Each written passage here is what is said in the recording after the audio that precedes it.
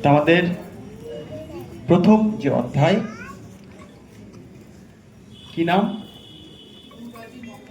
গুরুবাদী মঙ্গলচরণ। গুরুবাদী, হ্যাঁ ঠিক আছে। এই অধ্যায়ে টোটাল কতগুলো শ্লোক রয়েছে? হ্যাঁ, কে পারবে? হ্যাঁ, কেউ পড়াশোনা করেননি, আচ্ছা ছেড়ে দিন। আপনারা বলুন টোটাল কয়টি খণ্ড রয়েছে? তিনটি খণ্ড, ভেরি গুড। আদি, মধ্য, অন্ত। আদি, মধ্য, অন্ত। আদি লীলা কি বর্ণনা করা রয়েছে?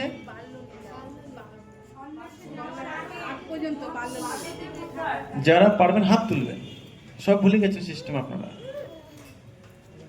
আদি পর্বে দেওয়া ছিল মহাপ্রভুর সন্ন্যাসের আগে অবধি, তাই তো? যেই মহাপ্রভু সন্ন্যাস নিয়ে নিলেন সেটা কোথায় রয়েছে? মধ্যখণ্ডে। কতটা রয়েছে? প্রথম 6 বছর। প্রথম 6 বছর। এই 6 বছরে মহাপ্রভু কি করেছিলেন? বিভিন্ন জায়গায় তিনি পরিভ্রমণ করছিলেন। তারপর তিনি যখন রাজা প্রতাপরুদ্রের যে কুলগুরু, কি নাম? রাজা প্রতাপরুদ্রের যে কুলগুরু, কি নাম? কি নাম? কাশী মিশ্র। সেই কাশী মিশ্রের ঘরে মহাপ্রভু থাকতে শুরু করলেন। সেই কাশী মিশ্রের যে ঘর, তার নাম কি? গম্ভীরা। আপনারা যারা যারা পুরী ধাম গেছেন, কারা কারা পুরী ধাম গেছেন, শ্রীক্ষেত্র ধাম গেছেন, হাত তুলুন। অনেকেই গেছেন। তো গম্ভীরা নামক স্থানে কারা কারা গেছেন, হাত তুলুন এবার। তো যারা ভক্ত সঙ্গে গেছেন তারা একমাত্র ওই জায়গাটা যেতে পারবেন। আর যারা এমনি ঘুরতে গেছেন, গম্ভীরা নামই শুনেননি হয়তো, তাই না? হ্যাঁ, স্বাভাবিক ব্যাপার।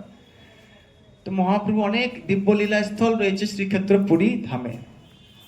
তো গম্ভীরাতে তিনি কত বছর ছিলেন? বাকি 18 বছর। দেখুন এই আদি লীলা, এই যে গ্রন্থটি রয়েছে, আদি লীলা গ্রন্থে টোটাল কয়টি চ্যাপ্টার রয়েছে? টোটাল 17টি অধ্যায় রয়েছে। মনে রাখবেন, আপনারা যে বই নিয়ে পড়াশোনা শুরু করবেন, কয়টি রয়েছে? 17টি। তো 17টির মধ্যে প্রথম যে অধ্যায় আমরা শুরু করেছি তার নাম গুরুবাদী মঙ্গলাচরণ। তো গুরুবাদী মঙ্গলাচরণে শ্রীল কৃষ্ণদাস কবিরাজ গোস্বামী পাদ কয়টি শ্লোকে মঙ্গলাচরণ করেছিলেন? প্রথম 14টি শ্লোকে মঙ্গলাচরণ করেছেন। কয়টি শ্লোকে? 14টি শ্লোকে মঙ্গলাচরণ করেছেন। বোঝা গেল? বুঝতে পেরেছেন? তো প্রথম যে শ্লোকটি ছিল, সে শ্লোকে কি ছিল?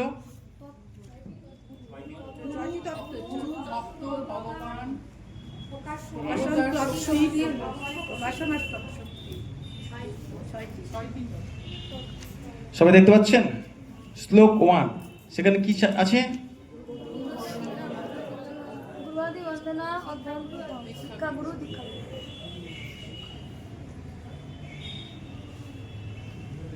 ঠিক আছে এবার?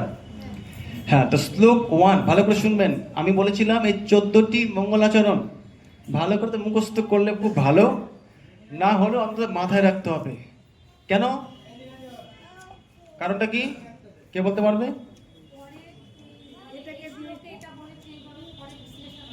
আর কেউ? এই যে পুরো গ্রন্থটাই এই 14টি মঙ্গলাচরণের উপর আছে, পুরো গ্রন্থ। বুঝতে পারলেন? তাই জন্য 1 নম্বর শ্লোকে কি আছে, 2 নম্বর, মাত্র 14টা শ্লোক মাথায় রাখবেন। মুখস্থ না হলেও মানে কোন শ্লোকে কি বলেছে এটা মাথায় রাখলে পুরো গ্রন্থটা আপনার একটা ম্যাপিং আপনার মাথায় থাকবে। বোঝা গেল? তো প্রথম শ্লোকে কি আলোচনা রয়েছে? গুরু তত্ত্ব নিয়ে প্রণাম জানাচ্ছে, তাই কি না? দীক্ষা গুরু এবং শিক্ষা গুরুকে প্রণাম জানাচ্ছে।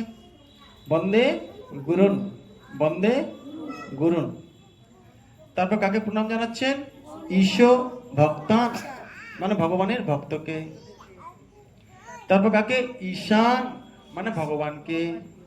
তারপর ঈশাম অবতারকাম, মানে ভগবানের অবতারকে প্রণাম জানাচ্ছেন। আচ্ছা, এখানে ভগবানের অবতারকে,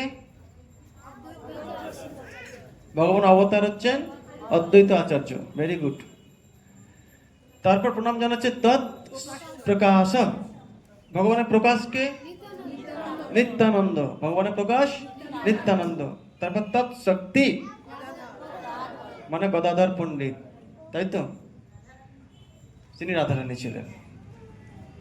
সংজ্ঞাকাম শ্রী চৈতন্য, তাই তো, যাকে আমরা শ্রী চৈতন্য মহাপ্রভু রূপে জানি, যে ভক্ত, যে ভগবানকে আমরা। এভাবে প্রথম যে শ্লোক, এই শ্লোকটির উপর ভালো করে দেখুন কি লেখা আছে। পুরো আলোচনা রয়েছে কোথায়? প্রথম অধ্যায়। বুঝতে পারলেন? এগুলো আলোচনা আমাদের হয়ে গেছে, আমি আর যাচ্ছি না।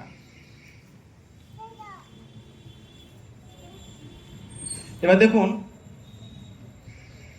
শ্লোক নম্বর 3। আচ্ছা, আগের যেটা ছিল না 1 আর 2 হবে, ওখানে 1 ছিল শুধু মনে লেখা, 1 আর 2 হবে। তাহলে 1 আর 2 নিয়ে পুরো প্রথম অধ্যায়। আবারও বলছি, এই বই কটি অধ্যায় রয়েছে? 17টি অধ্যায়ের মধ্যে প্রথম 7টি অধ্যায়, কি বললাম, শুধুমাত্র তত্ত্ব নিয়ে আলোচনা রয়েছে। আর বাকি 10টা অধ্যায় মহাপ্রভুর জন্মলীলা থেকে শুরু হবে। মানে 8 নম্বর অধ্যায় থেকে মহাপ্রভুর জন্ম, বাল্যলীলা, নবদ্বীপের বিভিন্ন লীলা, এগুলো সব আছে। বুঝতে পারলেন? তারপরে আপনার বিদ্যা লীলা, বুঝতে পারছেন তো?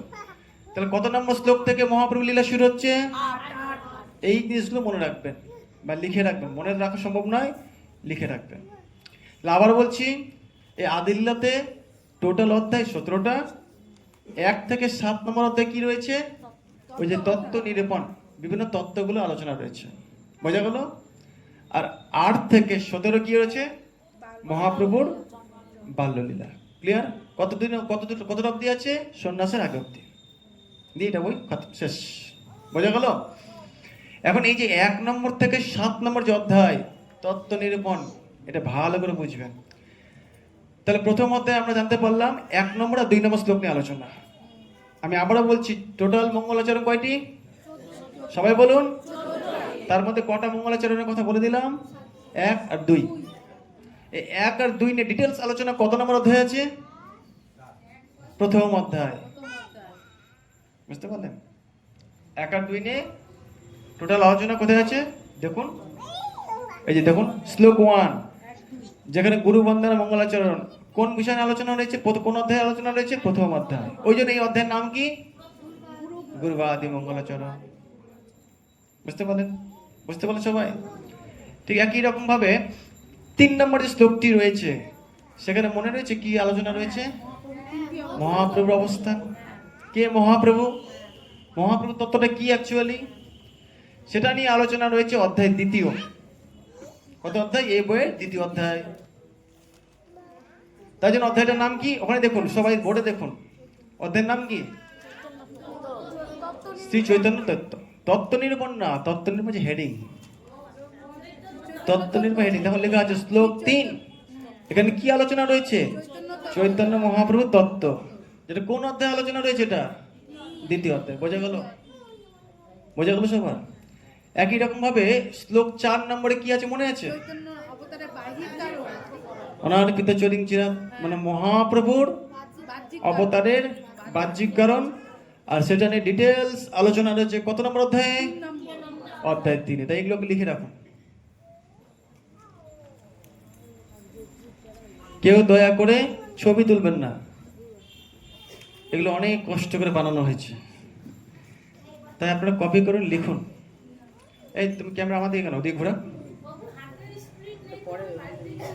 আচ্ছা, রেকর্ড দিন। আচ্ছা, হ্যাঁ বলো।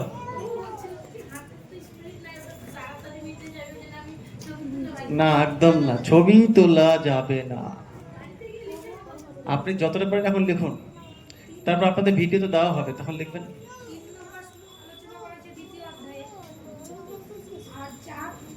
আসছি, সব লেখা রয়েছে। তাহলে শ্লোক 4, মহাপ্রভুর বাহ্যিক কারণ, মহাপ্রভু অবতারের বাহ্যিক কারণ নিয়ে আলোচনা রয়েছে কত নম্বর অধ্যায়ে? 3 নম্বর অধ্যায়।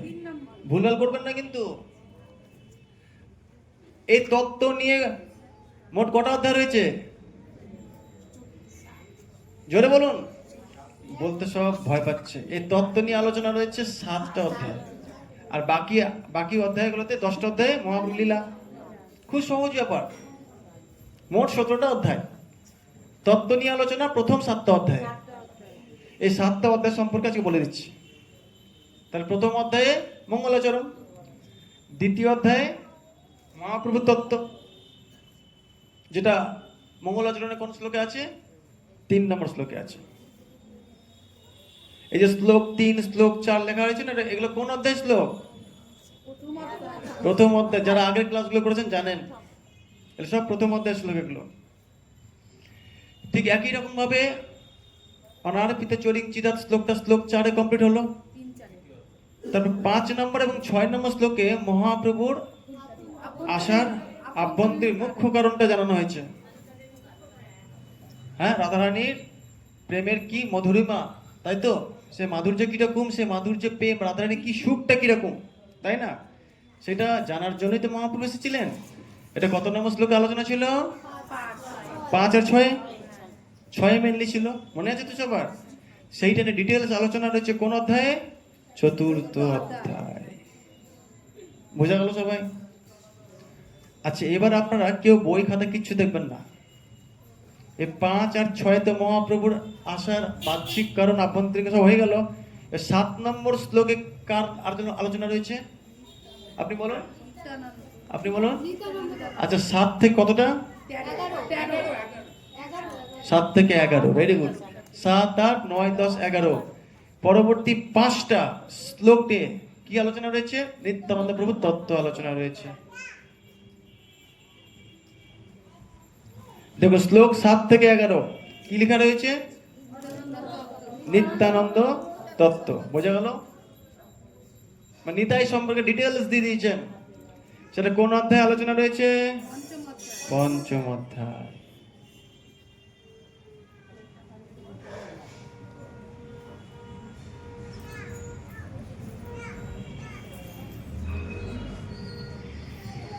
এবার দেখতে সুবিধা হচ্ছে না বোর্ডের থেকে?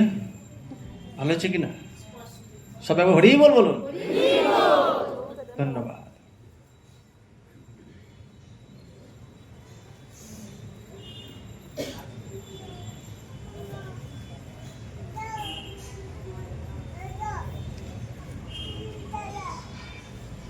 তাহলে শ্লোক 7 থেকে 11 নিতাই তত্ত্ব আলোচনা ছিল, মনে আছে সবার? সবাই লিখুন। নিত্যানন্দ প্রভু তত্ত্বের পর কার আলোচনা শুরু হলো? 12 আর 13-তে অদ্বৈত আচার্য। কি অদ্বৈত আচার্য? 13 নম্বর অধ্যায়ে 13 নম্বর শ্লোকে কেন অদ্বৈত নাম হলো? সে 12 নম্বর এবং 13 নম্বর শ্লোকের যে অদ্বৈত তত্ত্ব নিয়ে আলোচনা কোন অধ্যায় ডিটেলসে হয়েছে? ষষ্ঠ, 6th নম্বর চ্যাপ্টারে।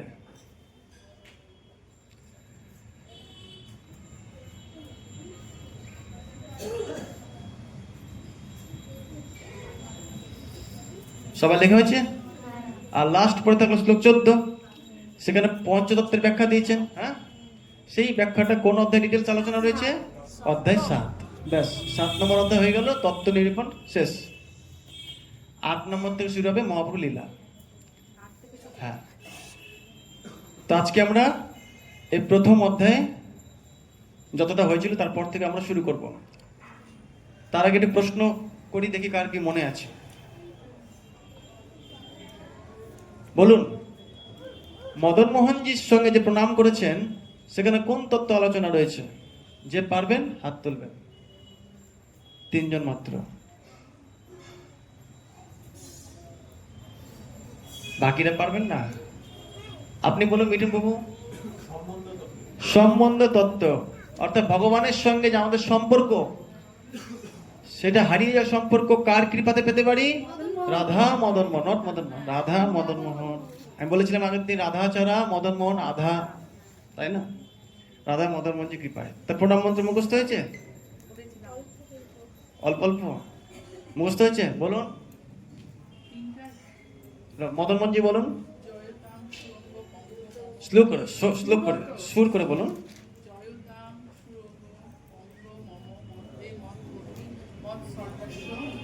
পদম্বুজ। Very good, very good. সবাই এগুলো প্রণাম করবেন প্রতিদিন বলে বলে। দীপা, বৃন্দা, অরণ্য, 1 মিনিট। রাধার মদন মোহন বলেছিলাম, বলেছেন, ধন্যবাদ। আচ্ছা, এবার বলুন, কৃষ্ণ প্রেম লাভ করতে পারি কার কৃপায়?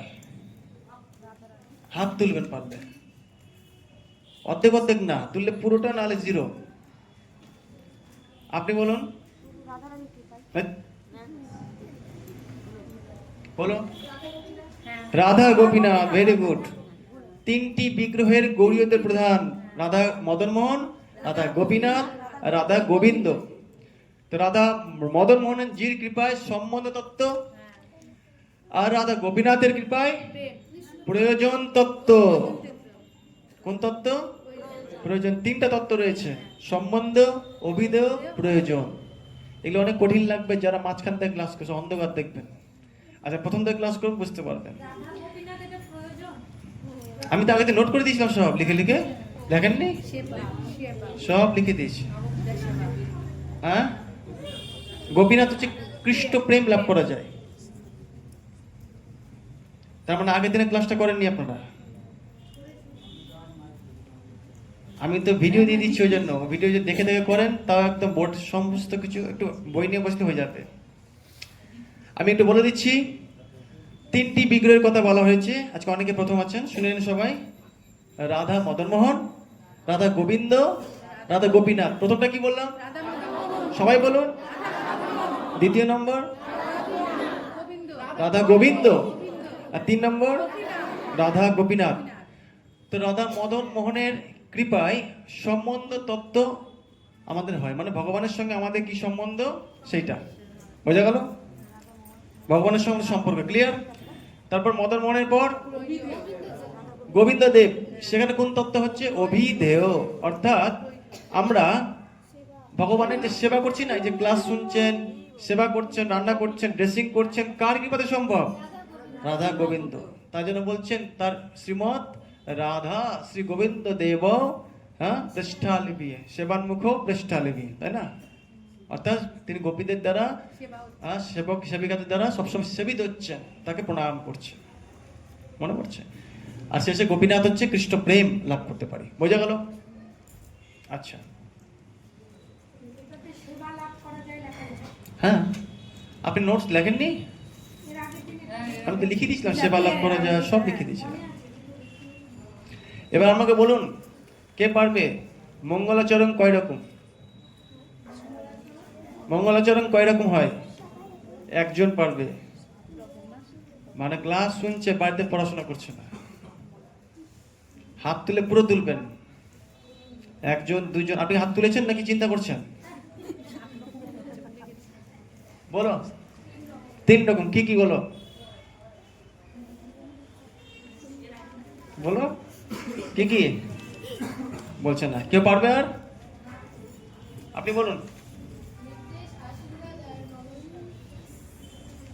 এই যে লেখা আছে দেখুন সবাই, মঙ্গলাচরণ 3 রকম হয়। প্রথমটা কি? নমস্কার। দ্বিতীয়টা বস্তু নির্দেশ। তৃতীয়টা হচ্ছে আশীর্বাদ। এই যে ভগবানের প্রণাম করছি, প্রথমে যে মঙ্গলাচরণ করছি আমরা, এই মঙ্গলাচরণে 3টি বিষয় থাকে। এর সব আছে শ্লোকে শ্লোকে। নমস্কার, যেটা প্রথম এবং দ্বিতীয় শ্লোকে বলেছেন। বস্তু নির্দেশ, যে তৃতীয় শ্লোকে বলেছেন। আর আশীর্বাদ 4র্থ শ্লোকে।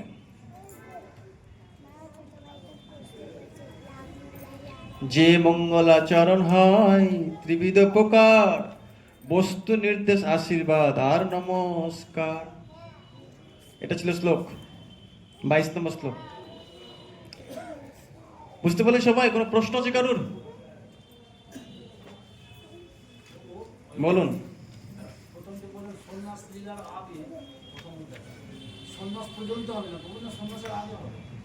সন্ন্যাসের আগে, সন্ন্যাস লীলা অব্দি মানে কি? সন্ন্যাস নিলেন, ব্যাস, হ্যাঁ, হয়ে গেল। সন্ন্যাসের আগে মানে কি? সন্ন্যাস নিল যেই নবদ্বীপ ধাম ত্যাগ করলেন, তারপরে আমরা মধ্য লীলা প্রবেশ করবো। মানে সন্ন্যাস লীলাটা এখানেই আছে, সন্ন্যাস নেওয়াটা। ক্লিয়ার হচ্ছে সবার? আজকে আমরা সবাই বের করুন শ্লোক নম্বর। হ্যাঁ, প্রশ্ন বলুন, কি বলছে বুঝতে পারছি না। 5 এবং 6 নম্বর শ্লোকের বিষয় কি? তো 5 এবং 6 নম্বর শ্লোকে ভগবান যে জগতে এসেছেন মহাপ্রভু, তার মুখ্য কারণ, প্রধান কারণ, তাই তো নাকি? তো আমরা এই গ্রন্থে ঢুকবো তার আগে কয়েকটা জিনিস আমি এখানে দেখিয়ে দিচ্ছি, তাহলে আপনাদের একটু এই গ্রন্থের পড়তে সুবিধা হবে। ঠিক আছে, দেখুন প্রথম যে পয়েন্টটা রয়েছে ভক্ত আছে। ভক্ত দুই রকম হয়, সবাই ভাববেন আমরা সবাই ভক্ত বা ভক্ত হওয়ার চেষ্টা করছি। এই জগতে ভক্ত কয় রকম?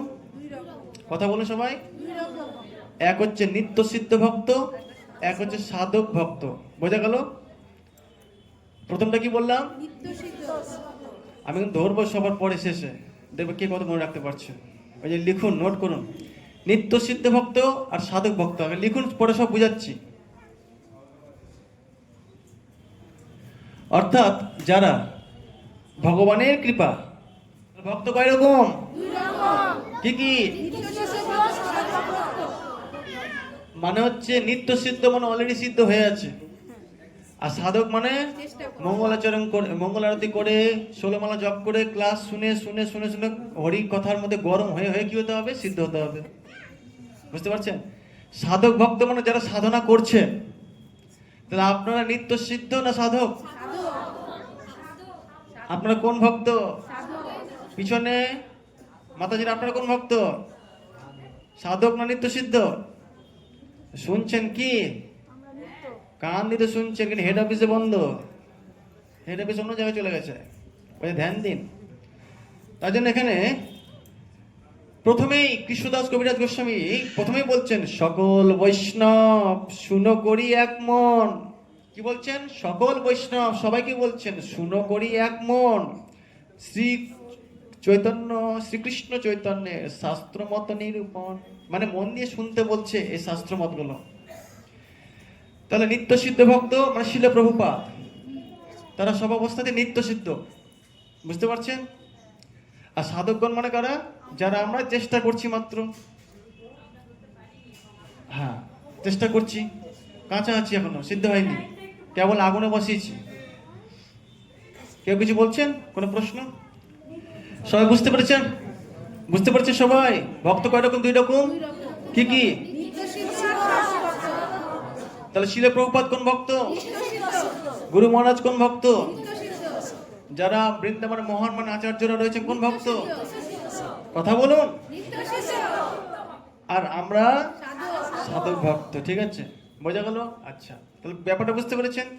এবার ভগবানের অবতার জানবো আমরা। ভগবানের অবতার হচ্ছে 3 রকম হয়। করকম? প্রথমটা কি লেখা রয়েছে? দেখুন, অংশ অবতার। তারপরটা? তারপর আগে 3টা লিখুন, আগে দিয়ে বলে দিচ্ছি।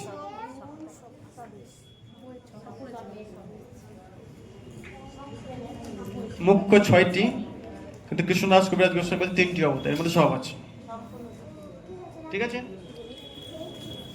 যেগুলো আমরা এই 10 অবতারের কথা বলি কিনা, মৎস্য, কুর্ম, বরাহ, নৃসিংহ বলি কিনা, এগুলো 24টা অবতার, 10 অবতার বলি তো, এগুলো এগুলো হচ্ছে ভগবানের অংশ অবতার।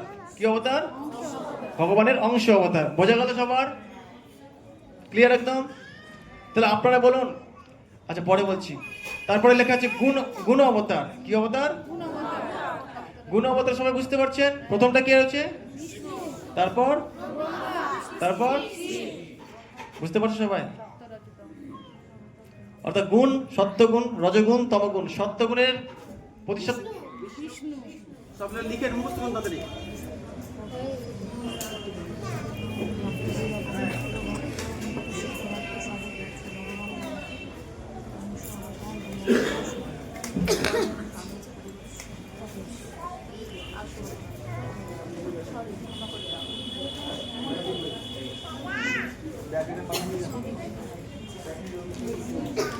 তাহলে গুণ অবতার সবাই বুঝতে পেরেছেন? প্রথমটা সবাই বলুন। আচ্ছা শুনুন, তারপর একটা বিষ্ণুর পর কি লেখা আছে? আচ্ছা, ব্রহ্মা উচ্চারণটা কিন্তু ব্রহ্মা বলবেন না, আবার সংস্কৃত উচ্চারণ হ। যেটা উচ্চারণটা হবে কি ম হ, ব্রহ্মা, ব্রাহ্মণ, ব্রহ্মা, ব্রহ্মা নয়, ব্রাহ্মণ নয়, বুঝতে পারছেন? ব্রহ্মা, বুঝতে পারছেন সবাই? এই সংস্কৃত উচ্চারণগুলো একটু খেয়াল করবেন। তারপরে আছে সপ্তাবেশ অবতার, অর্থাৎ ভগবান মানব দেহে এসেছেন। মানব দেহে ব্যাসদেব, পৃথু মহারাজ, সনক সনাতন, সতীশ কুমার, বুঝতে পারছেন? এরা সবাই ভগবানের কোন অবতার? মানে ভগবান তাদেরকে শক্তি দিয়ে পাঠিয়েছেন। তাহলে শিল প্রভুপাদ কোন অবতার আছেন? সপ্তাবেশ অবতার। ভক্তরা কোন অবতারে আসবে? সপ্তাবেশ অবতার। মানে ভক্তরা বলে না, এই ভক্তের কি পাওয়ার, কি শক্তি, ভগবান মানে শক্তি দিয়ে পাঠিয়ে দিয়েছে মনে হচ্ছে। মানে কোন অবতার? সপ্তাবেশ অবতার। বোঝা গেল? হ্যাঁ, যারা মানব শরীর নিয়ে জন্মগ্রহণ করেছেন, জীবাত্মা, বুঝতে পারছেন? তাহলে আপনারা বলুন, এই তিনটির মধ্যে রামচন্দ্র ভগবান কোন অবতার হবে? রামচন্দ্র ভগবান কি আমার আপনার মতো মানুষ? তাহলে অংশ অবতার হবে। যদি আমার আপনার মতো সাধারণ মানুষ হতো তাহলে সপ্তাবেশ অবতার বলতেন। বুঝতে পারলেন? বুদ্ধদেব কোন অবতার? অংশ অবতার। বুঝতে পারছেন? হ্যাঁ, ভরত মহারাজ কোন অবতার? তিনি মানুষ দেহ এসেছেন না, সাধারণ। হ্যাঁ, সপ্তাবেশ অবতার। বুঝতে পারছেন সবাই? কঠিন লাগছে বুঝতে? ব্রহ্মা বিষ্ণু মহেশ্বর গুণ অবতার।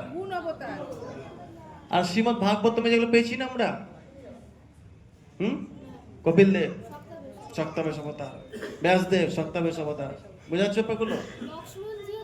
হ্যাঁ, লক্ষ্মণ না, অংশ অবতার।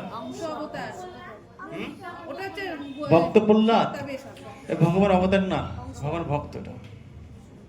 ঠিক আছে, ভগবান অংশের অংশের অংশ, এরকম কিছু। ক্লিয়ার হলো সবার? অবতার ব্যাপারে ক্লিয়ার হলো? বলুন, কারো কোনো প্রশ্ন রয়েছে অবতারের ব্যাপারে? আর এই সব ব্যাপারে ডিটেলসে পড়বো কি ওই অধ্যায়ে যখন ঢুকবো কিনা, সব ডিটেলসে বলবেন। জাস্ট একটা আউটলাইন দিয়ে যাচ্ছি আমরা। তারপরে দেখুন, ভগবানের রূপ দুই রকম হয়। ভগবানের রূপ কয় রকম? আগে লিখুন, তারপরে বলবো নাকি বলবেন? আগে বলে দেবো, তবে লিখবেন। আচ্ছা, আগে লিখুন একটু।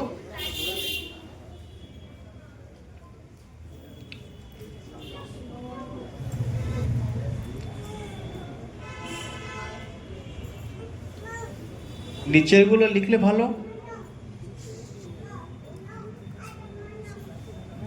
উদাহরণ দেওয়া রয়েছে, আমি এত উদাহরণ দিয়ে বলবো এটা কোন রূপ, তখন বলতে হবে এটা বিলাস রূপ বা প্রকাশ রূপ। লেখা হচ্ছে? এবার শুনুন, আমি একটু বুঝিয়ে দিই ব্যাপারটা। উদাহরণ দেওয়া আছে, সব বলে দিচ্ছি, ক্লিয়ার হয়ে যাবে, খুব সহজ।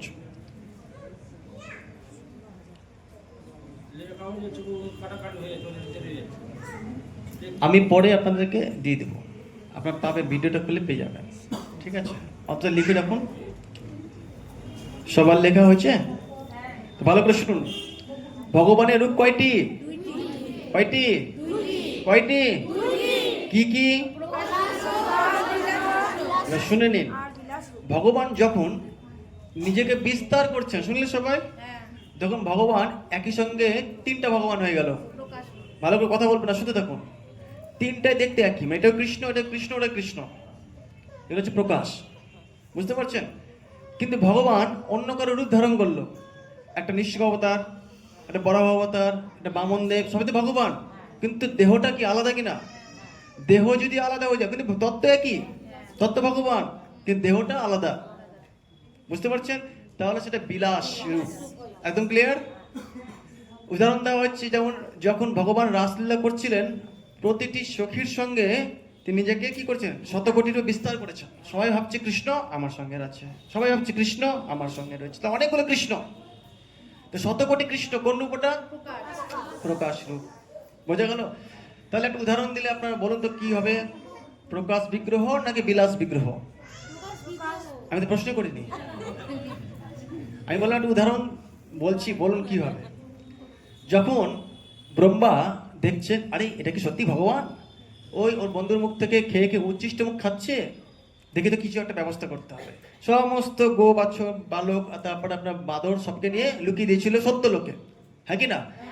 তখন ভগবান কৃষ্ণ নিজেকে বিস্তার করেছিলেন না, দিয়ে সবাই নিজে নিজে ঘরে গেছিলেন, তো সমস্ত বাচ্চা টাচ্চা বাঁদর গোমাতা সবাই তো কৃষ্ণই, কৃষ্ণ সবই তো রূপ। আমার প্রশ্ন, কেউ কথা বলবেন না, এটা হচ্ছে বিলাস বিগ্রহ না প্রকাশ বিগ্রহ? শুধু হাত তুলবেন। এই যে কে কথা বললো, তাহলে কারা কারা মনে করছেন এটা হচ্ছে বিলাস বিগ্রহ? হাত তুলুন। কারা কারা মনে করছেন এটা প্রকাশ বিগ্রহ? হাত তুলুন। প্রকাশ বিগ্রহ হাত তুলুন। কি করছেন আপনি, কি এরকম করছে কেন? বিলাস না প্রকাশ? আপনি কি বলছেন? প্রকাশ। আপনি কি বলছেন? প্রকাশ। বিলাস।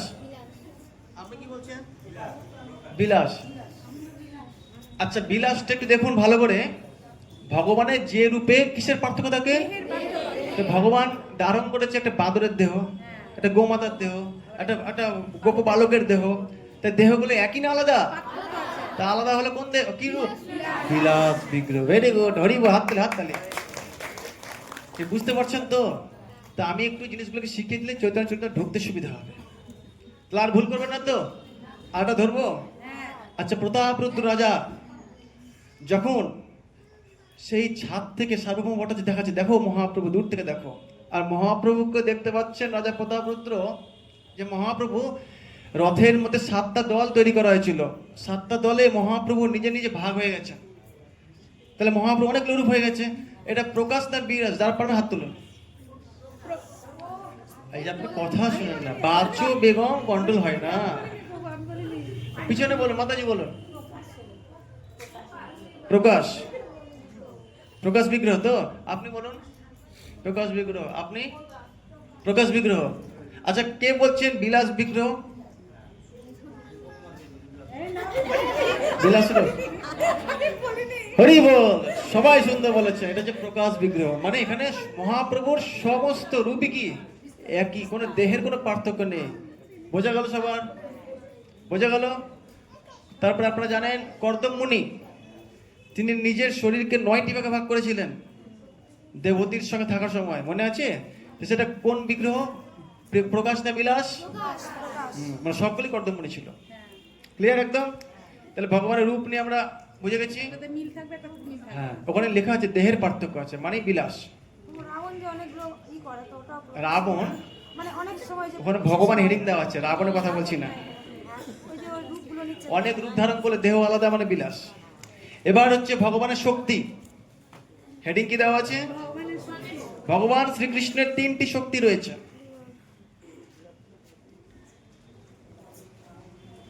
কি কি জানেন?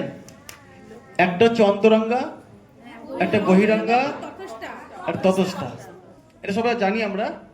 আমরা ততস্থা শক্তির মধ্যে পড়ছি, জীব যারা আছে। আর মহামায়া কোন শক্তির মধ্যে পড়ছে? বহিরঙ্গা শক্তি।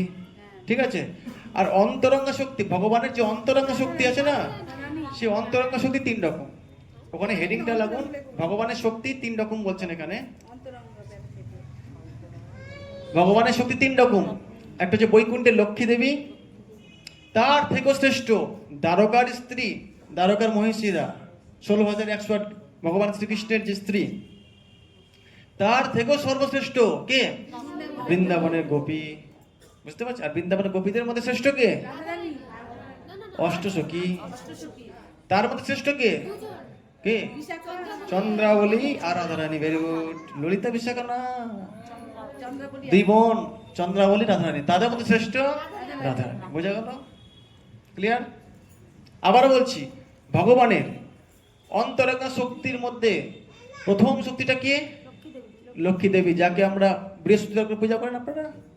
তার থেকে শ্রেষ্ঠ কে? দ্বারকার মহিষীরা। তার থেকে শ্রেষ্ঠ কে? বৃন্দাবনের গোপীরা। বুঝতে পারলেন? বৃন্দাবনের গোপীদের মধ্যে শ্রেষ্ঠ কে? অষ্টসখী। তাদের অষ্টসখীর মধ্যে শ্রেষ্ঠ 2 জন। কে কে? চন্দ্রাবলী রাধারানী, 2 বোন। এদের মধ্যে শ্রেষ্ঠ কে? রাধারানী। ক্লিয়ার? ক্লিয়ার? আচ্ছা, এবার এটা সবাই জানেন ভাগবত। একটু পরে শ্রীল কৃষ্ণদাস কবিরাজ গোস্বামী বলেন ভাগবত। এই যে ভাগবত পড়েন কিনা আপনারা? বাড়িতে ভাগবত পড়েন?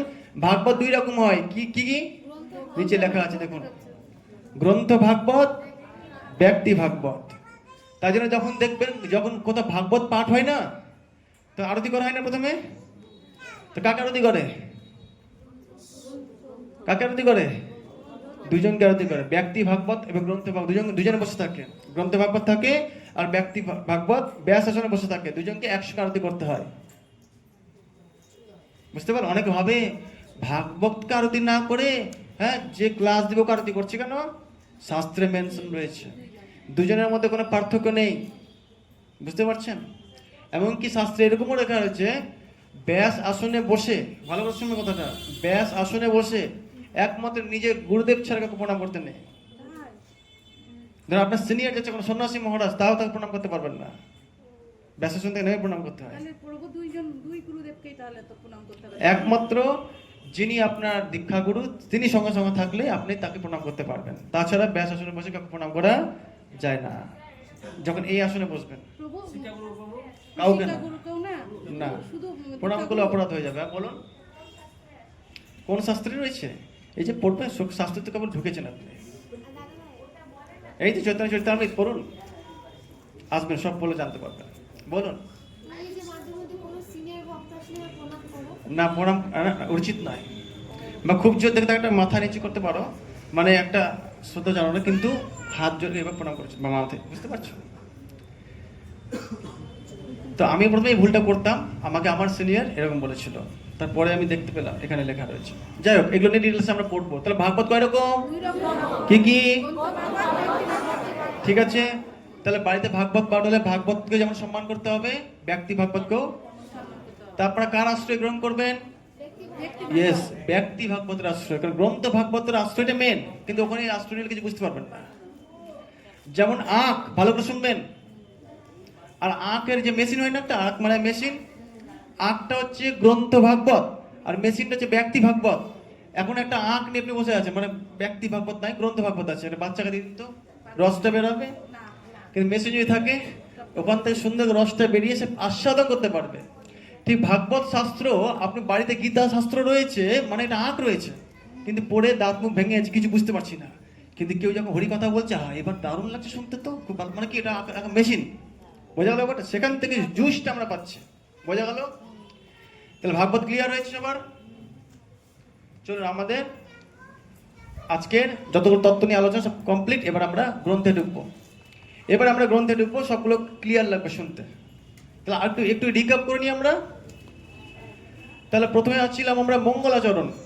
তাহলে মঙ্গলাচরণে কি কি বিষয় ছিল মনে আছে আবার? বলুন।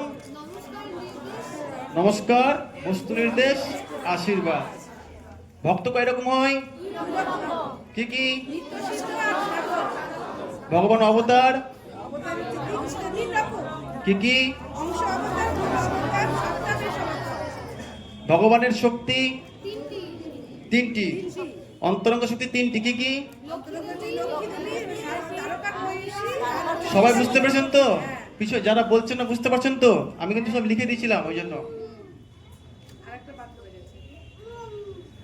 ভগবানের বিগ্রহ, বিলাস বিগ্রহ কোনটা? দেহের পার্থক্য থাকবে, দেহের পার্থক্য থাকবে, হ্যাঁ কি না?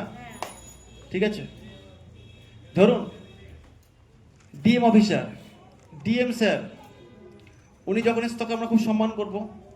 তো উনি যখন বাড়িতে যাচ্ছেন, বাড়িতে তিনি মায়ের সঙ্গে কি ওরকম ব্যবহার করবে? সন্তানের মতোই তার আচরণ থাকবে। তার রূপটা চেঞ্জ হলো, তাহলে এটা বিগ্রহ নাকি প্রকাশ? সরি, বিলাস বিগ্রহ না প্রকাশ?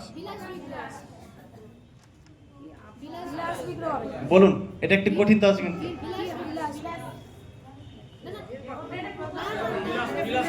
এটা হচ্ছে বিলাস। আপনি বলবেন দেহের পরিবর্তন কি করে হলো? এখানে দেহ মানে তার মানসিক পরিবর্তন, তার মেন্টালিটি পরিবর্তন।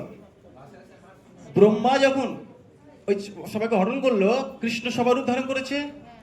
একটা বাচ্চা, সে কৃষ্ণ, সে মায়ের সঙ্গে বাচ্চার মতো আচরণ করছে। মাংকি বাদর, সে বাদরের মতো আচরণ করছে, আচরণটা কার মতো করছে? ঠিক একজন অফিসার বাড়িতে এসে মায়ের কাছে সন্তানের মতো আচরণ করছে। এটা কি? এটা হচ্ছে বিলাস, বিলাসিতা। যদি এরকম না থাকে তাহলে বিলাসিতা থাকবে? সারাদিন কাজ করে ব্যস্ত, একটু বাড়িতে বাচ্চাদের সঙ্গে থাকি, একটু বাড়িতে মা বাবার সঙ্গে ঘুরি, হয় না এরকম? এটা যে বিলাস। বোঝা যাচ্ছে? তখন একরকম আচরণ, অফিসে একরকম আচরণ, বাড়িতে একরকম আচরণ। তা দ্বারকাটা হচ্ছে, সরি, বৈকুণ্ঠ হচ্ছে ভগবানের অফিস। বৈকুণ্ঠ হচ্ছে ভগবানের ওখানে রুলস আর রেগুলেশনটা মানতে হবে, লাইন থেকে দিতে ওদিক করা যাবে না। আর বৃন্দাবন হচ্ছে ভগবানের বাড়ি, বৃন্দাবন হচ্ছে ভগবানের, বুঝে বললেন সবাই, বুঝতে পারে সবাই। আর শ্বশুর বাড়ি, শ্বশুর বাড়ি যেমন থাকতে হবে দ্বারকা, আদরই আলাদা, রাজা বলে কথা। হ্যাঁ, আর বৃন্দাবনে কৃষ্ণ রাজা, রাজা রাজা ভাঙিয়ে লাল করে দেবে একটা কান যশোদা এমন দেখাবো না, কোনো রাজা ভগবান চলবে না। এটা যে বৃন্দাবনে, হ্যাঁ কি না? এবার চলুন আমরা একটু শ্লোকে যাই। সবার কাছে বই আছে? বই বের করুন। 31 নম্বর শ্লোকে বলছেন, সকল বৈষ্ণব শুনো করি এক মন, চৈতন্য কৃষ্ণের শাস্ত্রমত নিরূপণ। তাহলে শ্রী কৃষ্ণদাস কবিরাজ গোস্বামী সবাইকে কি বলছেন? হে সকল বৈষ্ণব, মন দিয়ে শোনো, শাস্ত্রের যে সিদ্ধান্ত এগুলো যদি মন দিয়ে না শুনি তাহলে আমাদের আচরণ ঠিক হবে না, আচরণ হবে সিদ্ধান্তবিহীন আচরণ হয়ে যাবে। তা সিদ্ধান্ত আমাদেরকে অবশ্যই করতে হবে, সিদ্ধান্তের বিচার আমাদেরকে করতে হবে। কি শুরু করছেন 32 নম্বর শ্লোকে, কৃষ্ণ গুরু ভক্ত শক্তি অবতার প্রকাশ, কৃষ্ণ এই 6 রূপে করেন বিলাস। তাহলে আমরা প্রথম শ্লোকে আলোচনা হয়ে গেছে, বন্দে গুরুন, হ্যাঁ, ঈশ ভক্তান, ঈশান, ঈশ অবতার কারণ, তৎ প্রকাশ, তৎশক্তি। এই 6টি, এই 6টি হচ্ছে কৃষ্ণ 6 রূপে করেন, 6 রূপে করেন। কেন বিলাস বললো, প্রকাশ বললো না? এখানে বলতে পারতো কৃষ্ণ 6 রূপে করে না প্রকাশ, কিন্তু বিলাস বলেছে, কারণ দেহগত পার্থক্য। ভেরি গুড, বোঝা যাচ্ছে কথাগুলো? এই 6 তত্ত্বের করি চরণ বন্দন, প্রথমে সামান্য করি মঙ্গলাচরণ। প্রথম শ্লোকে শ্রীল কৃষ্ণদাস কবিরাজ গোস্বামী বলছেন, আমি সামান্য প্রণাম করেছি, সামান্য বন্দন করেছি, সামান্য মঙ্গলাচরণ। কেন? কারণ এখনো তিনি ভগবানকে প্রণাম করেননি। 2 নম্বর শ্লোকে ভগবানকে প্রণাম করেছে, মনে আছে? গৌরনিতাইকে প্রণাম করেছে। তারপরে শ্লোকে বলছেন, আচ্ছা আবার 34 নম্বর শ্লোকে প্রথম শ্লোকটাই বলেছেন, বন্দে গুরু নিশা ভক্তান, ঈশম ঈশ অবতারকান, তৎপ্রকাশাং চ তৎশক্তি, কৃষ্ণ চৈতন্য সঙ্গকম। তো প্রথম বন্দে গুরুন, এখানে গুরুন মানে বন্দে গুরু নয়, গুরুন মানে বহুবচন। শিক্ষা গুরু, দীক্ষা গুরু মানে মন্ত্র গুরু আর শিক্ষা গুরু। তাই পরের শ্লোকে বলছে 35 নম্বর শ্লোকে, মন্ত্র গুরু আর যত শিক্ষা গুরুগণ, তাহার চরণ আগে করিয়ে বন্দন। তাহলে এখানে বুঝতে পারলেন, সবার প্রথমে কাকে প্রণাম করলো? তাই জন্য আমরা মন্দিরে এসে প্রথমে কাকে প্রণাম করা উচিত? আগে শিল প্রভুপাদ ভক্ত থেকে প্রণাম করা উচিত, তারপর ভগবানের কাছে যাওয়া উচিত। বোঝা গেল? এটা নিয়ে আমাদের ডিটেলস আলোচনা রয়েছে, মানে করেছিলাম প্রথম দিন, উদাহরণ যে এক্সপ্লেইন করেছিলাম অনেক। শ্রীরূপ সনাতন ভট্ট রঘুনাথ, শ্রীজীব গোপাল ভট্ট দাস রঘুনাথ, এই 6 গুরু শিক্ষা গুরু যে আমার, তা সবার পাদ পদ্মে কোটি নমস্কার। তাহলে এখন তিনি প্রণাম জানালেন কাকে?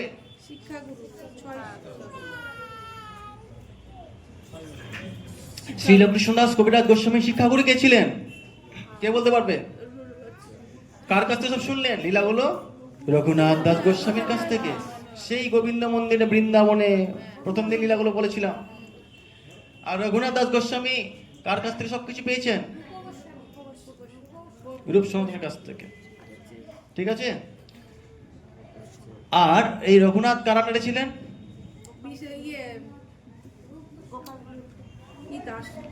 স্বরূপ দামোদর। ঠিক আছে, তো সবাইকে প্রণাম করলেন। এবার দেখুন, ভগবানের ভক্ত যত শ্রীবাস প্রধান, তা সবার পাদ পদ্মে সহস্র প্রণাম। তাহলে গুরুদেবকে প্রণাম করার পর কাকে প্রণাম করলেন? শ্রীবাস সহ যত ভক্তগণ রয়েছে, মানে ভক্তের তত্ত্ব কথা বলছে, সমস্ত ভক্তদেরকে তিনি প্রণাম করলেন। ঠিক আছে, এবার এখান থেকে দেখতে পাবেন আপনারা যারা পাচ্ছেন 38 শ্লোক পড়লাম। তাহলে প্রথমে কাকে প্রণাম করলেন? গুরুদেবকে। তারপর হ্যাঁ, তারপর ভক্তদেরকে। এবার দেখুন, অদ্বৈত আচার্য প্রভুর অংশ অবতার, তারও পাদ পদ্মে কোটি প্রণতি আমার। একজন অনুবাদ পড়ুন দেখে দেখে।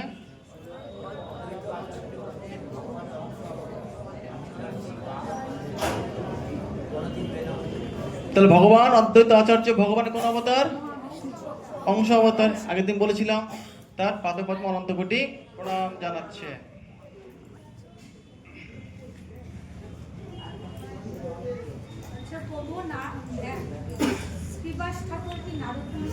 হ্যাঁ, এবার 40 নম্বর শ্লোক। নিত্যানন্দ রায় প্রভুর স্বরূপ প্রকাশ, তার পাদ পদ্ম বন্দ যার মুই দাস। তাহলে এখানে দেখুন, যার মুই দাস, মানে এখানে কিন্তু উনি কাকে প্রণাম করলেন? নিত্যানন্দ প্রভুকে প্রণাম করছে। কারণ নিত্যানন্দ প্রভুর কাছে কিন্তু তিনি দীক্ষাটা নিয়েছিলেন। বুঝতে পারলেন? সে নিত্যানন্দ প্রভু মনে পড়ছে, দীক্ষা দিয়ে তাকে পাঠিয়ে দিলেন না, যাও বৃন্দাবনে যাও, এখানে তোমার কি কাজ? যখন তার ভাই শ্যামদাস বৈষ্ণব অপরাধ করলেন, প্রথম দিন বলেছিলাম, তাকে সে নিত্যানন্দ প্রভুকে প্রণাম জানাচ্ছেন, আমি তার দ্বারা দীক্ষিত হয়েছি। তা নিত্যানন্দ প্রভু কাছ থেকে দীক্ষা নিয়েছিলেন কে? শ্রীল কৃষ্ণদাস কবিরাজ গোস্বামী। আর বাকি যেগুলো বললাম, রঘুনাথ দাস গোস্বামী, এগুলো সবাই কি শিক্ষাগুরু, স্বরগোস্বামী সব শিক্ষাগুরু। বুঝতে পারলেন সবাই? তাহলে এটা প্রশ্ন আসতে পারে যে কৃষ্ণদাস কবিরাজ গোস্বামী দীক্ষাগুরুকে।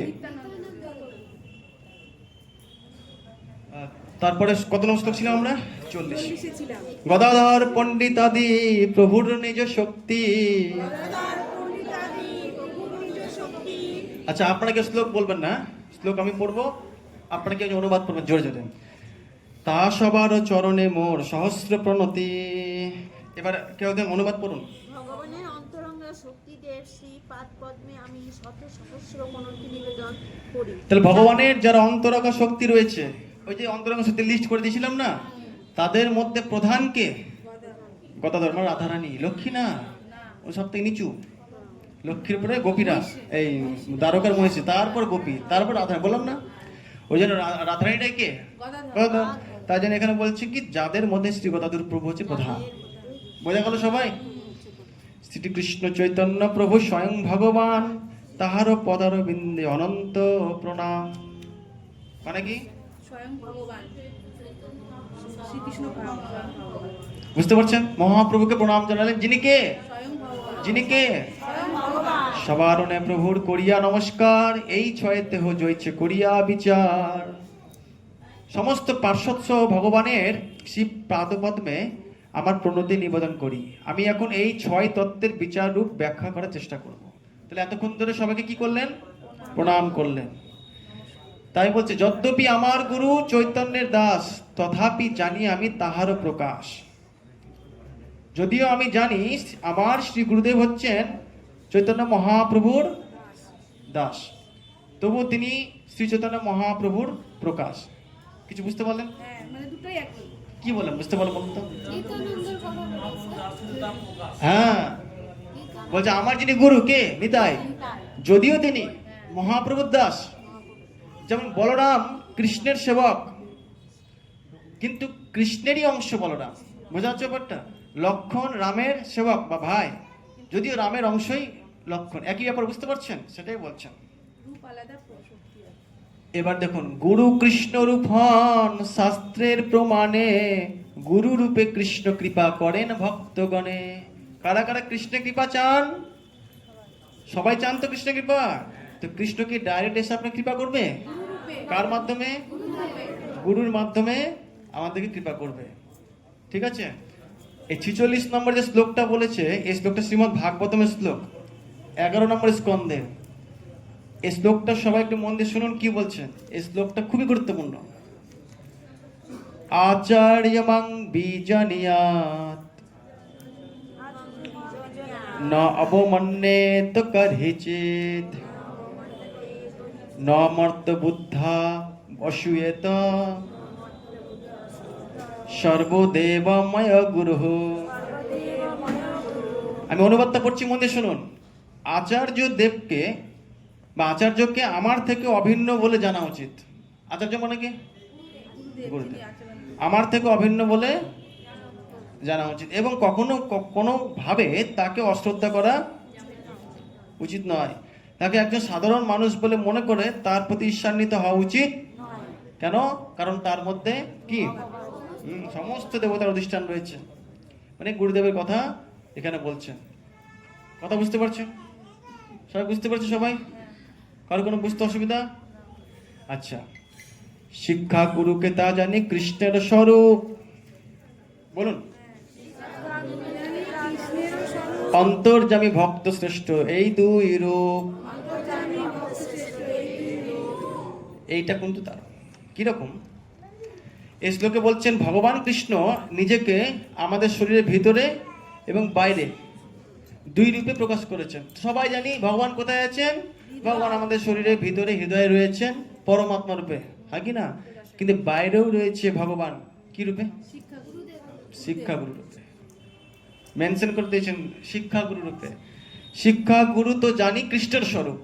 কে কৃষ্ণের স্বরূপ? শিক্ষাগুরু। তাহলে দীক্ষা গুরু এবং শিক্ষা গুরুর মধ্যে বলুন তো কোনটি আমাদের ভীষণ প্রয়োজনীয়? শিক্ষা গুরু। বুঝতে পারছেন? যেমন ধরুন আপনি পড়াশোনা করছেন, পড়াশোনা করার পর পরীক্ষা দিচ্ছেন, সবকিছু করছেন, রেজাল্ট বেরোলো, এই করতে আবার বোর্ডের এক্সাম দিচ্ছেন, মানে ফাইনাল যে এক্সামটা দিচ্ছেন। তো ফাইনালে ওইটাই কিন্তু মেন। ফাইনালে কীরকম পেন ওটাই মেন তো নাকি?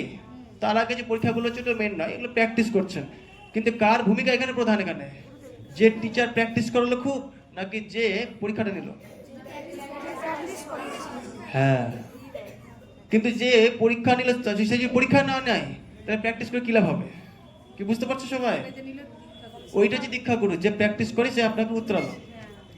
কিন্তু যে সারাটা যখন প্র্যাকটিস করলো সে যে শিক্ষা গুরু তো জানি কৃষ্ণের স্বরূপ। যদি পারেন বাড়িতে এই তাৎপর্যগুলো পড়বেন, যদিও আমি তাৎপর্যগুলোতে ব্যাখ্যা করে দিচ্ছি। 48 নম্বর শ্লোক, 48 নম্বর ভাগবতম একটা শ্লোক বলেছে, যেখানে বলছেন মানে ভগবান এখানে কিভাবে পরমাত্মার উপর প্রকাশ হচ্ছে সেটাই লিখেছেন। হ্যাঁ, হে ভগবান, পরমার্থ বিজ্ঞানের কবি এবং অভিজ্ঞ ভক্তরা ব্রহ্মার মতো দীর্ঘ আয়ু প্রাপ্ত হয়েও আপনার কাছ থেকে কৃতজ্ঞতা করতে সমর্থ হন না, কারণ আপনি দেহধারী জীবদের সমস্ত অশুভ বিদূরিত করে আপনার কাছে যাওয়ার পথ প্রদর্শন করে বাইরে আচার্য রূপে এবং ভিতরে পরমাত্মা রূপে নিজেকে প্রকাশ করেন। বুঝতে পারলেন? একই কথা। তাহলে ভগবান বাইরে কি রূপে থাকছেন? আচার্য, ভিতরে বোঝা গেল? আর এইভাবে ভগবান বলছেন তেসাং সতত যুক্তানাম, এটা সবাই জানেন, ভজতাং প্রীতিপূর্বকম, অর্থাৎ যারা প্রীতি সহকারে সর্বদা আমার ভজনা করে আমি তাদের যথার্থ বুদ্ধি দান করি, যার দ্বারা আমার কাছে ফিরে আসতে পারে। তাহলে ভগবানের কাছে বুদ্ধি চান তো নাকি? কোন বুদ্ধি? ফিরে যাওয়ার ভগবানের কাছে। এই জগতে থাকার নাকি নিজের বাড়ি যাওয়ার? নিজের বাড়ি যাওয়ার বুদ্ধি চান তো? তাহলে কি করতে হবে? সতত সব সময় হচ্ছে নিরন্তর হচ্ছে সেবা করতে হবে। মাঝে মাঝে ভগবানের সঙ্গে যুক্ত থাকতে হবে না সতত, সপ্তাহে একদিন না সতত, সব সময় ভগবানের সঙ্গে যুক্ত থাকতে হবে। সব সময় কি করে যুক্ত থাকবেন? নামের মাধ্যমে। ভগবানকে ধরে বসে থাকবেন? নামের মাধ্যমে। আমি যে কর্ম করবো সে হ্যাঁ, মানসিক ভাবে সবসময়। ওই জন্য আমাদের যে সংস্থার নাম কি? কৃষ্ণ ভাবনাময়। ভাবনাময় সংস্থা। কৃষ্ণ ভাবনাময়। মানে ভাবনার কাজ কার? মন না দেহের? মনে। তাহলে মনের মধ্যে কৃষ্ণকে নিয়ে ঘুরে বেড়াতে হবে। যদি পারি তাহলে আপনারা সবাই চলতি ফিরতি ইস্কন, আর এটা হচ্ছে একটা মন্দির। আপনারা চলতি ফিরতি ইস্কন যদি কৃষ্ণ ভাবনাময় থাকেন।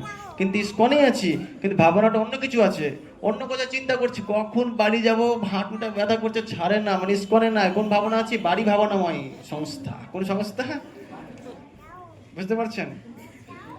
তো ভগবান এভাবে একবারে চলুন সবাই,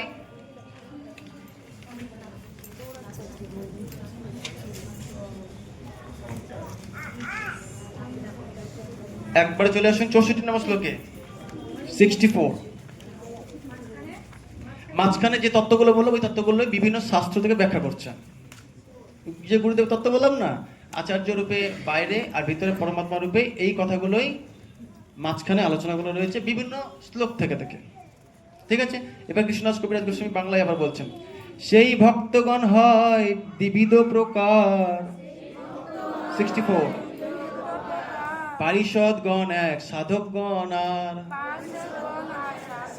এবার তো সবাই বুঝতে সুবিধা হচ্ছে। তো এখন বলছেন এই ভিতরে ভগবান পরমাত্মা রূপে থাকে আর বাইরে শিক্ষাগুরু দীক্ষাগুরু এইভাবে থাকেন।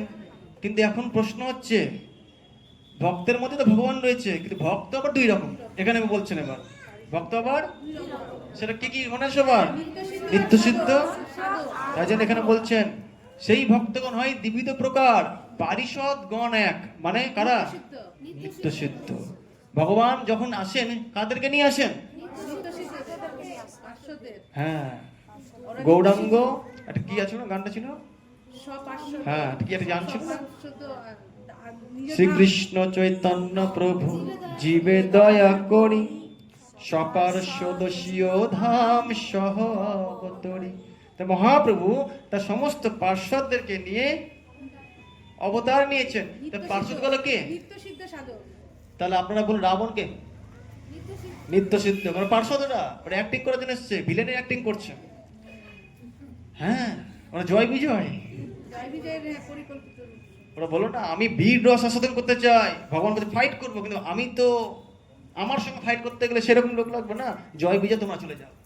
বুঝতে পারছেন? হ্যাঁ হ্যাঁ, ওই কংস। সত্য যুগে কে ছিল, হিরণ্যকশ্যপু আর হিরণ্যাক্ষ। ত্রেতা যুগে কে ছিল, রাবণ আর ওই যে বড় বড় বিশাল বড় ঘুমায় কুম্ভকর্ণ, ঘুমায়, হ্যাঁ রাবণ আর কুম্ভকর্ণ। আর তারপর যুগে শিশুপাল দন্তবক্র, বুঝতে পারলেন? আর কলিতে কে, জগাই মাধা, বুঝতে পারছেন? তো এই জগাই মাথায় কিন্তু না অ্যাকচুয়ালি, কারণ ভগবান যখন তাদের অভিশাপ দেয় না, এই ভগবান বলছি কিনা চতুষ্কুমার যখন অভিশাপ দেয় তখন বলেছিল তোমরা যাও মর্তকুলে জন্মগ্রহণ করছি, মনুষ্য দেহে জন্মগ্রহণ করো, তোমরা 7 জন্ম পর আসবে। এইটা শুনে মাথা খারাপ, একে তো মনুষ্য জন্ম, মানে বিশাল বড় অভিশাপ, আবার কত জন্ম, কিন্তু বলেছিল দেবতার জন্ম। তখন বলেছিল এটা কি কমানো যায় না, তখন বলেছিল চতুষ্কুমার ঠিক আছে তোমাদের কমাতে পারি, তাই 3 জন্ম নাও, কিন্তু অসুরের দেহ নিতে হবে, হয় 7 জন্ম তার দেবতার শরীর নাও, আর 3 জন্ম হলে তখন বলছে আমরা থাকবো না মনুষ্য সমাজে, বাবা 3 জন্ম ঠিক আছে, অসুর হয়ে থাকবো তাও ভালো। বুঝতে পারছেন? স্বর্গে যারা অভিশাপ পেয়ে যায় তারা মনুষ্য জন্ম হয়ে যায়। দেখুন, চিন্তা করে দেখুন, বিশ্ব কি করে হলো, বিশ্ব পিতামহ কি করে হলো, ওই যে অভিশাপ, পিতামহ মাতা গঙ্গা সঙ্গে অভিশাপ হলো না, দুজনকে অভিশাপ দিয়ে দিল, সব জানেন তো, সবাই অভিশাপ পেয়ে পেয়ে মর্তভূমিতে আসছে, মনুষ্য জন্মগ্রহণ করছে। বুঝতে পারলে সবাই? চলুন আমার থেকে শেষ করতে হবে, এগোতে হবে। তাহলে ভক্তগণ 2 প্রকার। হ্যাঁ, এবার বলছে ঈশ্বরের অবতারে 3 প্রকার, অংশ অবতার আর গুণ অবতার।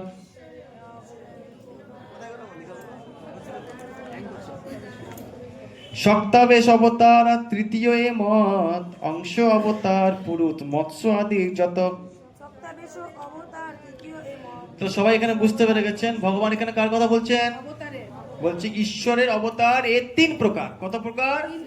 সবাই তো জানে কি কি, অংশ, গুণ, শক্তাবেশ। আর এইটাই শ্লোকের মতো করে বলেছেন, সকল উদাহরণ সব শিখিয়ে দিয়েছি।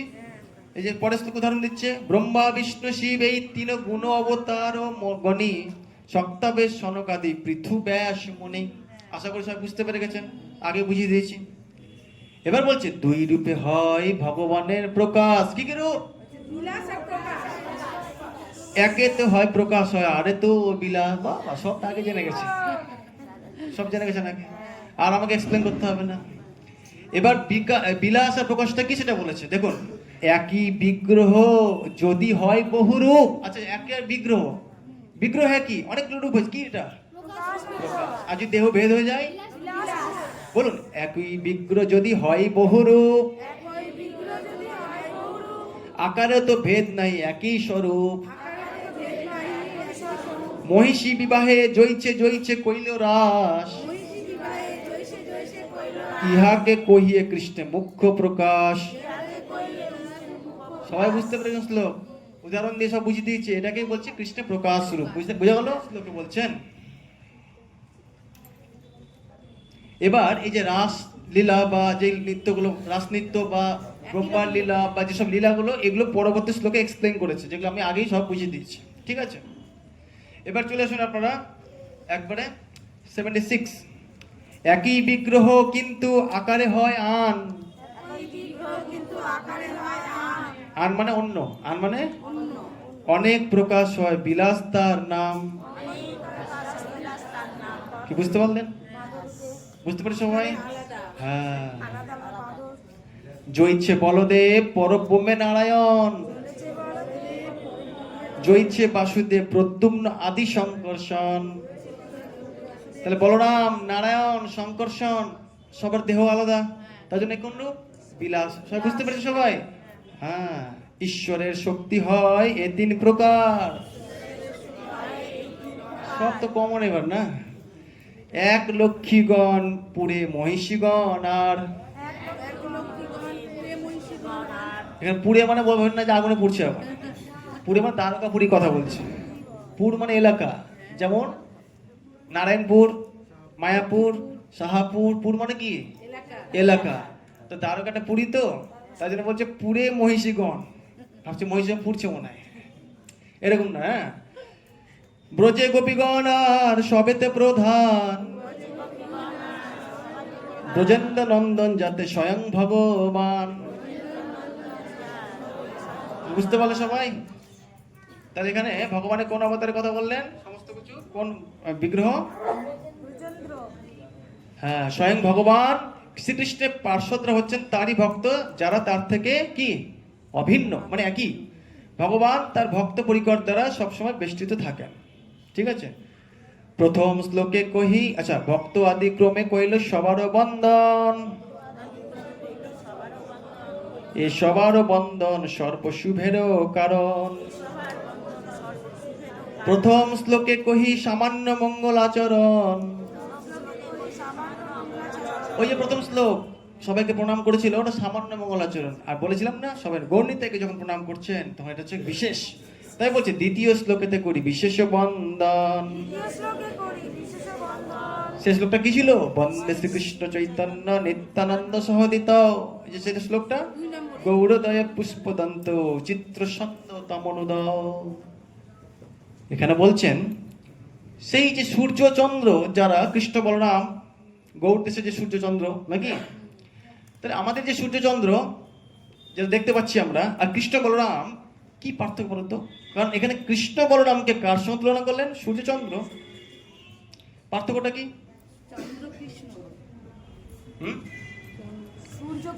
কি পার্থক্য? দিনের বেলা আলাদা, একটা রাত্রি বেলা আলাদা। ও সূর্যের আলো চন্দ্র আলোকিত হয়, চন্দ্রের আলো আলোকিত হয় পৃথিবী। সূর্য বা চন্দ্র যাকে আপনি চিন্তা করুন না কেন, একটা নির্দিষ্ট টাইম আলো দিবে, আমি চাইলেও কি না চাই আলো দিবেন, তাই কি না? কি বুঝতে পারছেন? গৌরনীতায় সবসময় আলো দেবে। তাই বলছে ব্রজে যে বিহারে কৃষ্ণ বলরাম কোটি সূর্য চন্দ্র যিনি দোহার নিজ ধাম, সেই 2 জগতের হইয়া সদয় গৌর দেশে পূর্বে শৈলে করিয়া উদয়। বুঝতে পারছেন? শ্রীকৃষ্ণ চৈতন্য আর প্রভু নিত্যানন্দ, যাহার প্রকাশে সর্ব জগৎ আনন্দ। এবার পার্থক্যটা বলছে 88-89 শ্লোকে পার্থক্যটা বলবেন। সূর্য চন্দ্র হরে জয়ছে সব অন্ধকার, বস্তু প্রকাশিয়া করে ধর্মেরও প্রচার। এই মতো 2 ভাই জীবেরও অজ্ঞান, তমো নাশ করি কইল তত্ত্ব বস্তু দান। তমনাশ করি কইল তত্ত্ববস্তু দান। কি বুঝতে পারছেন? নিত্য সিদ্ধ কৃষ্ণ প্রেম কভু সাধ্য নয়, শ্রবণ আদি শুদ্ধ চিত্তে কর হৌদয়। কিছু বুঝতে পারছেন? এই যে কৃষ্ণ প্রেম যেটা আমরা চাই পেতে, সেটা কখনো সাধ্য কিন্তু কি করে সম্ভব? যদি শ্রবণ, যখন আজকে আমাদের যতটুকু কিছু যদি ভক্তি ইমপ্রুভ হয়, তার পিছনে কারণটা কি? যে যত হরিকথা শোনার প্রতি রুচি, হরিকথা শুনতে চেয়েছে, তার তত ভক্তি। যে হরিকথা শুনবে না, অবশ্য অসম্ভব। কি বুঝতে পারছেন?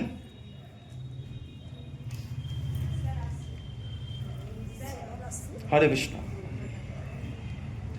কৃষ্ণ ভক্তির বাধক যত শুভ অশুভ কর্ম। 94। কৃষ্ণ ভক্তি যারা করতে চান, তাদের যে বাধা, কি বাধা? শুভ অশুভ কর্ম। ওই জন্য কৃষ্ণ আগে গীতাতে কি বলে দিয়েছেন?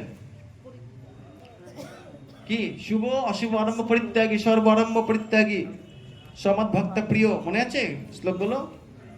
হ্যাঁ, শুভ অশুভ আরম্ভ পরিত্যাগী। তাই বলছি কৃষ্ণ ভক্তির বাধক যত শুভ অশুভ কর্ম, সেহ এক জীবের অজ্ঞানতম ধর্ম।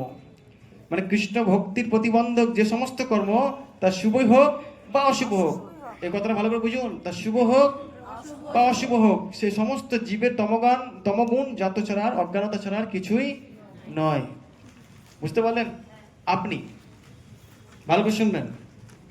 একটা গ্রামে গেছেন, অনেক গরিব বাচ্চারা আছে, খেতে পাচ্ছে না, আপনি খাইয়ে দিলেন সবাইকে। বলুন, এটা শুভ না অশুভ? শুভ না অশুভ? শুভ। শুভ তো অশুভ না, শুভ। আর যদি না খাওয়ান তাহলে অশুভ।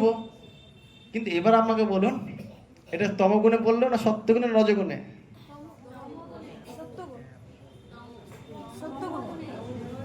এটা সত্যগুণে পড়লো। বুঝতে পারলেন? এইবার ভালো করে বুঝবেন জায়গাটায়। সত্যগুণে পড়লেও গুণের মধ্যে যেহেতু পড়ে গেছে, তার মানে তাকে এই জগতেই গুণের, যে জড় জগতে গুণের মধ্যে আবদ্ধ থাকলো। এটা কোনো লাভ আপনার হবে না। হ্যাঁ, পরবর্তী জন্মে কি হবে? আপনি একটু তাতে স্বীকৃতি হবে। তাহলে এরকম কি কাজ করবেন না? একটা গ্রামে গেছেন, গরিবরা আছে, খাওয়াতে ইচ্ছা করছে, কি করবেন? খাওয়ান। আপনি রাই ডাল সবজি যারা খাওয়াচ্ছেন, খাওয়ান। শুধু একটা কাজ, এটাকে ভগবানকে নিবেদন করে সেটা খাবে, ব্যাস। তাহলে খাওয়ানো হয়ে গেল, এটা আপনার কৃষ্ণের সঙ্গে যুক্ত হয়ে গেল। তাই জন্য বলছে, কৃষ্ণের সঙ্গে যদি যুক্ত না হয়, সেটা শুভ হোক বা অশুভ হোক, এটা কিন্তু জড় জগতে বন্ধনে আটকে রাখবে।